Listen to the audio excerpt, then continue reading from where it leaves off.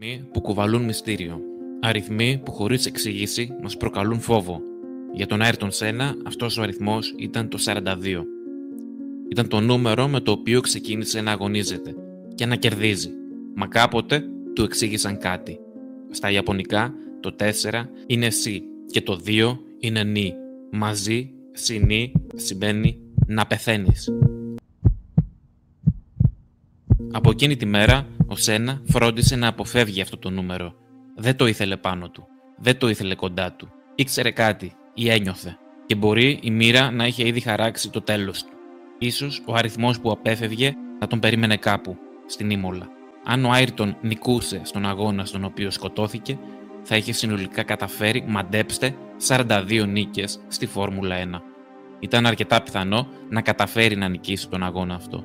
Αυτή θα ήταν η 42η νίκη του. 29 Απριλίου 1994. Ο Άιρτον βρίσκεται στην πίστα της Ήμολα. Το βλέμμα του αλλιώτικο. Δεν ήταν πια ο πεινασμένος νικητής. Ήταν ανήσυχος. Η νέα του ομάδα, η Williams, δεν του τέριαζε. Δεν την ένιωθε δική του.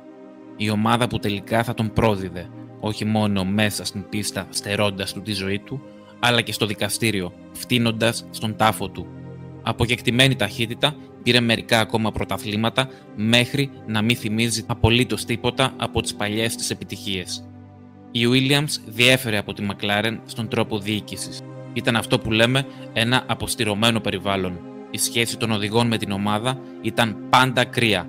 Η Williams ανέκαθεν αντιμετώπιζε τους οδηγούς της ως απλούς υπαλλήλους. Υπήρχε αποστασιοποίηση και ένα αίσθημα ανωτερότητας της ομάδας προς τον οδηγό. Ήταν κάτι που δεν άρεσε στον Άιρτον και είχε εκφράσει παράπονα γι' αυτό. Το μονοθέσιο ήταν γρήγορο μα απρόβλεπτο. Σαν να πολεμάς με ένα πνεύμα, είχε πει σε έναν μηχανικό. Μια μέρα πριν τον δικό του αγώνα, ο θάνατος είχε ήδη κάνει πρόβα.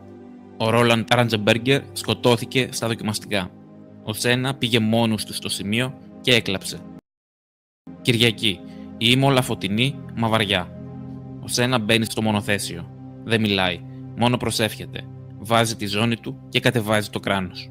Ήταν η τελευταία φορά. Γύρω σε 7. Στροφή ταμπουρέλο. Η σιγή του θανάτου καλύπτει την ταχύτητα. Ο χρόνος σταματά και ο Άιρτον φεύγει. Η τελευταία ένδειξη του ταχυμέτρου γράφει 194 χιλιόμετρα την ώρα. Το αυτοκίνητο όμως αναπηδούσε καθώς έτρεχε πάνω στο χώμα. Η πραγματική ταχύτητα επομένως μπορεί να ήταν γύρω στα 210. Δεν έχει σημασία όμως όταν μόλις 5 μέτρα χωρίζουν τον Άιρτον από τον θάνατο. Η τελευταία του κίνηση πατάει τέρμα τον γκάζι με όλη του τη δύναμη. Ο κόσμος βυθίστηκε σε θλίψη. Όχι μόνο επειδή πέθανε ένας οδηγός, αλλά γιατί χάθηκε κάτι βαθύτερο. Ένας άνθρωπος που ζούσε με καρδιά, όχι με στρατηγική. Ο Άιρτον δεν ήταν απλά ένας πρωταθλητής. Ήταν το σύνορο ανάμεσα στην ταχύτητα και το πνεύμα. Και όταν χάθηκε, το άθλημα δεν ήταν πια το ίδιο. Μπορεί να έφυγε στην Ήμολα, μα μέσα μας δεν θα σταματήσει ποτέ να τρέχει. Πιθανώς ο μοναδικός άνθρωπος που ο Άιρτον Σένα θεωρούσε πραγματικά δικό του στη Φόρμουλα 1 ήταν ο Αλέν Πρόστ. Η σχέση τους είχε περάσει τα πάντα. Πάθη, σύγκρουση, μίσος. Αλλά και κάτι πολύ πιο σπάνιο. Αμοιβαίο σεβασμό.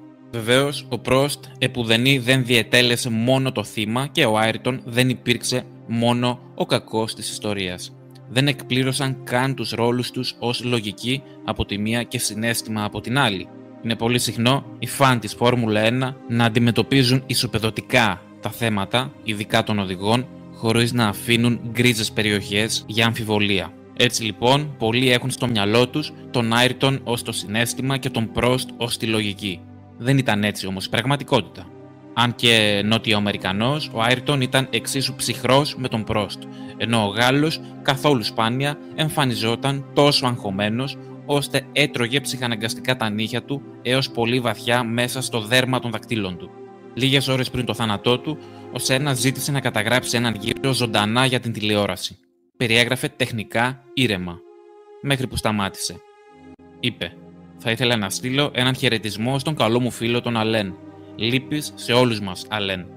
Ήταν η πρώτη φορά που ο Σένα έσπασε τη σιωπή. Ο τελευταίος του γύρος έγινε μήνυμα συμφιλίωσης. Ένα αντίο ή ίσως μια συγγνώμη.